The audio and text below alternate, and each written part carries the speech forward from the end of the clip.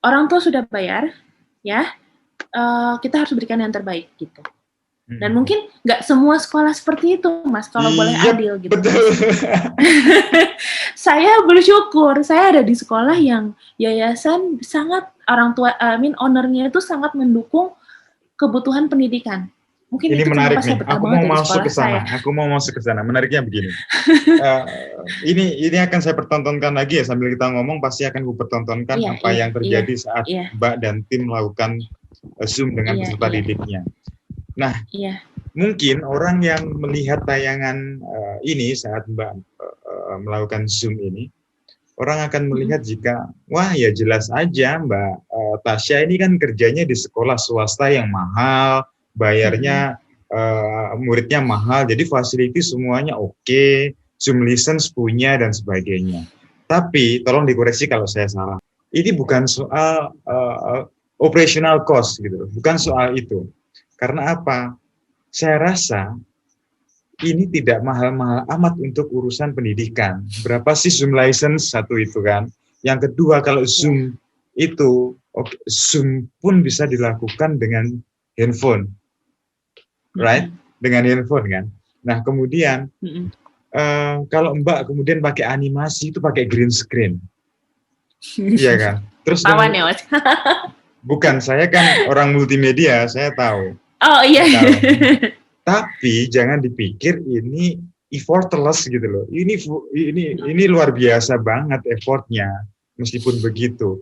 Nah, artinya apa? Ini bukan soal biaya, tapi ini soal effort, tapi ini soal niatan dan bagaimana target dan pola kan begitu, Mbak. Iya. Jadi Betul. gimana, Mbak? Ini tidak equal dengan biaya yang mahal ya untuk melakukan pola-pola yang seperti Mbak Tasya dan tim lakukan. Apakah equal? Apakah equal? Nah, silakan. Enggak sih, Mas. Jadi yang kami lakukan, kalau Mas bisa lihat materialsnya semua itu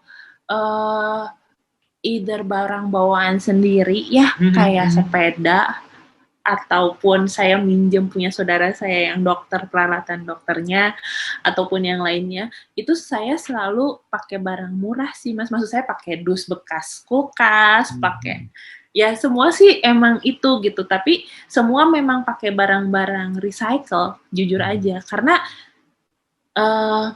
apa ya, tapi kita buat semaksimal mungkin terlihat cantik dalam artian apa tuh, ada bagus di sentuhan layar kreativitas gitu. lah ya. Harus bagus, Mas, di layar. Karena apa? Anak kalau ngeliat yang asal-asalan juga gak akan mau, Mas. Itu satu. Kalau barang kita bikin itu nggak bagus di layar, tidak berwarna, tidak representatif, anak nggak akan mau. Itu satu hal.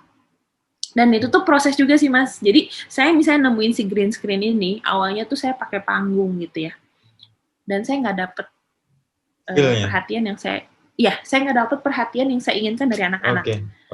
Jadi kita cari cara lain. Ternyata sih ketika kita menggunakan panggung yang non green screen itu kurang berwarna buat si anak-anak.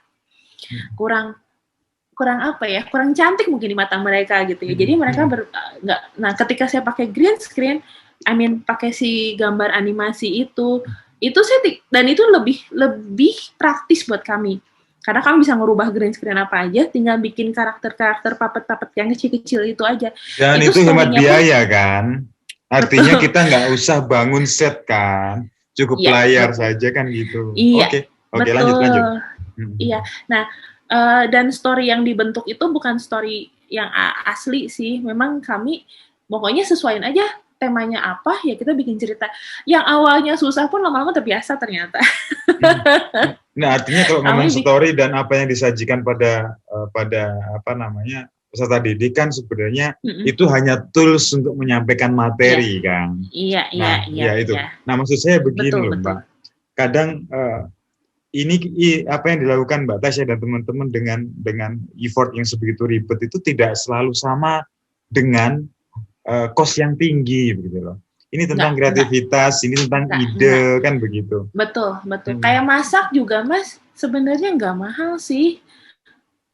Saya selain daripada itu saya suka masak, saya juga bikin percobaan sains, itu semua nggak ada yang mahal memang. Nggak ada yang mahal, cuman emang yang dibutuhkan tuh brainstorming di awalnya. Apa yang mau kita lakuin supaya si anak ini tidak bosan. Itu sih, Mas. Jadi satuin dengan tema. Jadi alurnya tuh pertama temanya apa, yang kedua pastikan bahwa tema tersebut dapat kita sampaikan dengan memanfaatkan semua panca indera anak agar anak tidak bosan. Itu sih, Mas. Intinya. Aku pengen make sure nih, Mbak. Kalau ada sekolah di pelosok pedesaan yang hari ini melakukan daring, tapi kepingin punya tayangan seperti yang Mbak Tasya punya, jawab cepat. Apakah mereka bisa? Apa perlu mahal? Bisa atau banget, Mas. Bisa banget. Oh, enggak dong. Itu saja tinggal layar hijau. Tinggal layar hijau. Saya seperti menemukan justifikasi ketika melihat videonya Mbak, karena justifikasinya begini. Saya udah lama ngobrol sama situ gregetan ya dengan metode-metode belajar yang ala kadarnya. Kenapa sih effortless banget begitu kan? Harusnya bisa. Nah, ini menunjukkan ketidaksiapan. Maaf loh, motong loh Mas. Saya latihannya ya untuk 1 kali pembelajaran tuh minimal awalnya mah bisa puluhan kali, sekarang sih minimal 3 kali, tapi emang harus effort dari gurunya bahwa mereka harus latihan. Itu dia yang saya maksud, artinya apa? Tidak ada semua yang mendadak Mbak Tasya, artinya semua effort. Saat kita lagi di rumah saja, itu adalah waktu yang paling tepat untuk belajar apapun, dan menyesuaikan dengan yang hari ini terjadi. Maksud saya, ini adalah contoh ketidaksiapan dan ketidakadaan sebuah skema besar secara nasional tentang bagaimana guru itu ya kan menyampaikan di daring, membekali guru itu dengan itu gitu loh. Yang sesuai dengan kebutuhan hari ini. Sampai saya itu gregetan begini. Kalau perlu aku tak jadi pembicara deh untuk mendampingi teman-teman guru ini untuk bagaimana bikin studio green screen yang bagus gitu loh. Nah, kalau untuk urusan paket data kan hari ini dari pemerintah sudah ada paket data belajar kan? Betul. Yang diberikan cuma-cuma kan. Nah, artinya ruh daripada daring itu kan nyawanya kan ada 2. Satu adalah guru, yang kedua adalah paket data. Paket data sudah tersedia loh, pemerintah sudah siapkan. Nah, tinggal gurunya bagaimana. Betul. Maka dari itu saya worry karena apa? Guru itu adalah cetakan yang saya maksud tadi itu, Mbak. Iya, tapi gimana ya Mas ya, kalau di daerah kan kasihan ya, nggak ada yang ngebantuin juga. Sebenarnya bukan salah mereka, benar nggak sih Mas? Betul, makanya saya memaksa Mbak Tasya untuk ngobrol ini bagaimana caranya biar ada gambaran yang bisa diambil teman-teman guru, kemudian melihat apa yang dilakukan oleh Mbak Tasya, terus akhirnya dia tahu, oh ternyata nggak susah ya.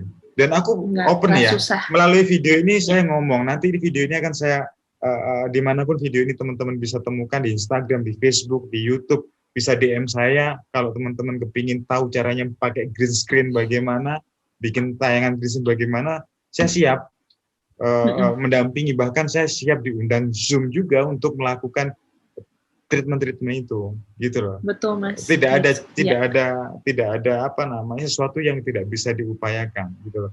Tetap bisa diupayakan. Betul. Setuju Mas. Setuju. Tips yang perlu Mbak Tasya bagi, kira-kira apa yang harus diperhatikan oleh teman-teman guru di daerah-daerah, terus mengapa mereka harus berusaha semaksimal mungkin untuk ini, dan caranya bagaimana biar bisa mencapai target yang maksimal. Oke. Pertama, yang paling kita harus asah itu observasi kita, kemampuan observasi kita untuk memahami kebutuhan anak. Sekarang lagi Zoom ini justru mudah banget, Mas, kan bisa nge-record ya. Record aja setiap pembelajaran kita, evaluasi. Pada saat kita lagi begini, anak-anak tanggapannya seperti apa? Kalau misalnya tanggapannya jelek, berarti jangan dipakai lagi, kita cari cara yang lain, ya. Itu adalah satu yang sangat penting. Dan yang kedua, kalau sudah tahu cara itu tidak berhasil, kita harus, kalau setelah pembelajaran pertama nih, pemahaman, satu cara saya nggak berhasil, gagal pembelajarannya, tidak ada yang menerima dengan baik, saya harus mempunyai amunisi kedua. Kalau saya, Mas, adalah itu, amunisi. Jadi, senjatanya apa?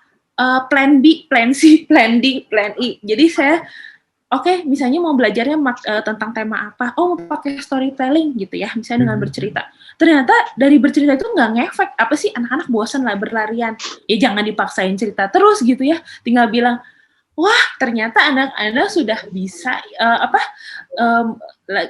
istilahnya gimana ya, kalau ini bahasa. Jadi, oh mungkin ceritanya ibu lagi kurang seru ya. Nggak apa-apa, yuk kita sekarang belajarnya dengan cara sambil bernyanyi. Nah, misalnya kita ganti dengan cara yang lain.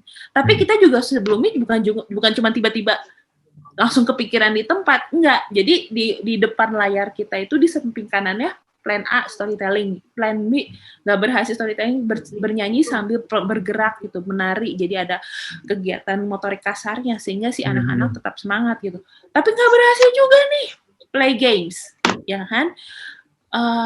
Kalau memang sudah mulai kalau sambil ya namanya masa pandemi nih banyak banget kok games interaktif.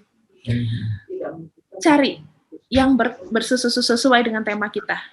Siapin untuk kondisi-kondisi tidak memungkinkan. Nah, itulah plan A, plan B, plan C-nya gitu. Jadi jangan berkutat, jangan memaksa. Ini sistem yang online ini adalah satu momen yang mengingatkan ke guru ya sebagai pendidik, jangan memaksakan cara belajar.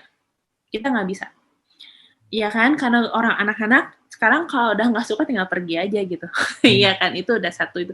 Jadi ada ya jangan sampai kita memaksakan, ya kita harus terus mempelajari kebutuhan anak dengan menyiapkan rencana-rencana tadi. Itu yang paling penting. Yang kedua, jangan lupa direkam supaya kita bisa tetap belajar.